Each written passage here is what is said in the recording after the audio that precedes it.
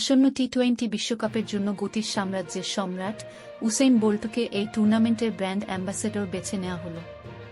অলিম্পিক্সের ট্র্যাকে 100 মিটার দৌড়ে ইতিহাস গড়েছিলেন বোল্ট, এবার 22 গজে নতুন ভূমিকায় দেখা যাবে বোল্টকে।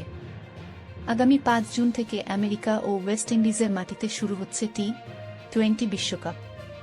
তার জন্যই ক্যারিবিয়ান দেশের ক্রীড়া কিংবদন্তিকে দূত হিসেবে বেছে নেওয়ার সিদ্ধান্ত নিয়েছে আইসিসি। এছাড়াও আমেরিকার মতো দেশে ক্রিকেটের জনপ্রিয়তা ও প্রসারের জন্য বোল্টের মতো জনপ্রিয় ব্যক্তিত্বের খুবই প্রয়োজন বলে মনে করেন আইসিসি।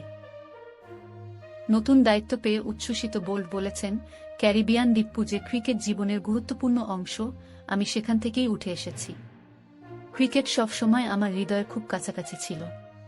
ক্রিকেটের বিশ্বব্যাপী প্রসারে অবদান রাখতে চাই।